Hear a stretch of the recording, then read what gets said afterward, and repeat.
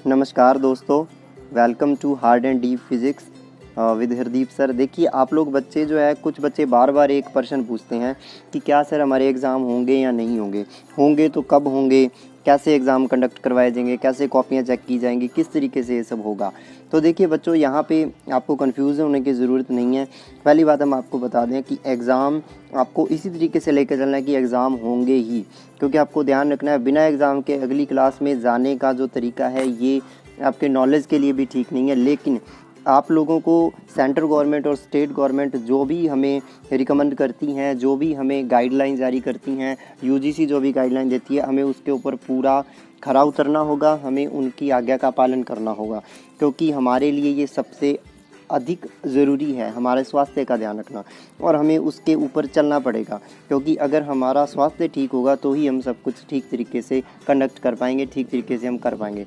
देखिए हमारे लिए तो घर पे बैठ के भी हम तैयारी कर सकते हैं, कोई दिक्कत नहीं है। नॉलेज तो हमें गेन करते ही रहना है, तो घर पे बैठ के भी आप पढ़ते रहिए, जितना भी आप पढ़ सको उतना मेहनत कीजिए और हेल्थ का ध्यान रखिए। देखिए यूजीसी ने यहाँ पे देखिए एनडीटीवी का ये मैं बता रहा हूँ जो न्यूज़ है कल की, उसमें क्या बताया गया है। उन्होंने कहा है कि UGC to release guideline for college universities next week, यानी कि अगले हफ्ते तक यूजीसी सारे कॉलेजों को और यूनिवर्सिटीज़ को अपना क्या करेगा, गाइडलाइन जारी करेगा, किस तरीके से आप एग्ज़ाम कंडक्ट करवाने हैं या नहीं करवाने।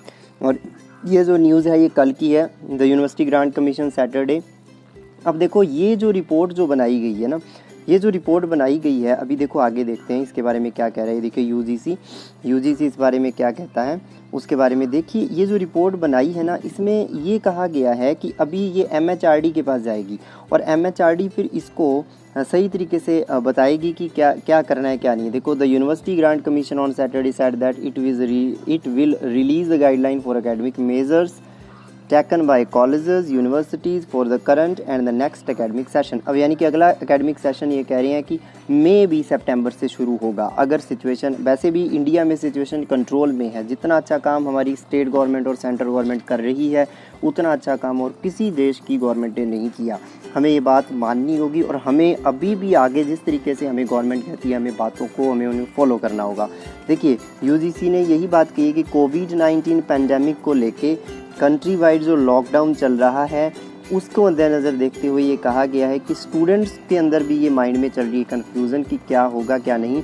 अब इस बारे में देखो बाकी आगे का फैसला जो है यूजीसी ही करेगा किस तरीके से। जैसे कहा है कि अगले हफ्ते तक ये पूरी तरीके से बता दिया जाएगा यूजीसी के बारे में कि किस तरीके से इसको हमें लेना है ना।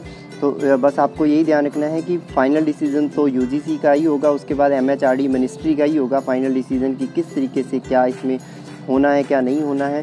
लेकिन फ़िलहाल जो हमें बातों का ध्यान रखना है, आपको मेहनत जारी रखनी है, आपको रुकना नहीं। देखिए यहाँ पे कई न्यूज़ भी आ रही है, जैसे केरला यूनिवर्सिटी ने जैसे कई कह रहे हैं कि Kerala university likely to begin university exam for second week of May. देखिए ये जैसे कई न्यूज़ आ रही है। अब देखो जहाँ पर तो पूरे तरीके से डिजिटल चल रहा है वहाँ पे तो कोई मुश्किल है नहीं। अब जैसे हमारे मान लीजिए एमजीएसयू के एग्ज़ाम करवाने, आरयू के एग्ज़ाम करवाने, देखिए हो सकता है यूनिवर्सिटी ऑनलाइन एग्ज़ाम करवाए और इसीलिए आपको तैयार रहना होगा कि ऑनलाइन एग्ज़ाम भी हों तो हम एग्ज़ाम के लिए हम तैयारी तो रखें, तैयारी रखें। बस आप इतना ध्यान रखें कि तैयारी को ना छोड़िए।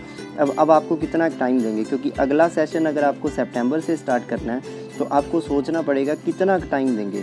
आपको ज़्यादा से ज़्यादा टाइम 15 दिन या 20 दिन का टाइम यूनिवर्सिटी को 20 दिन का टाइम देना होता है एग्ज़ाम से पहले। अब इसका मतलब इतने दिन का आपको 20 दिन का या आप कह सकते हैं कि 15 दिन का या अगर 20 दिन का टाइम देते हैं तो उसमें आप कितना सिलेबस कवर कर पाते हो। और इसीलिए मेन चीज़, सबसे इम्पॉर्टेंट चीज़ पता है कि आपकी मेंटल हेल्थ। मेंटल हेल्थ का मतलब कि आपको मेंटली वीक नहीं होना है। मेंटली ये नहीं सोचना है कि पता नहीं होगा नहीं होगा, बस ये सोचो कि कुछ भी हो जाए एग्ज़ाम अगर होंगे तो हम रेडी हैं। और आपको रेडी रहना भी है क्योंकि एग्ज़ाम करवाना ही ठीक रहेगा, क्योंकि बिना एग्ज़ाम के अगली क्लास में जाना ये मुझे तो कहीं भी ठीक नहीं लगता।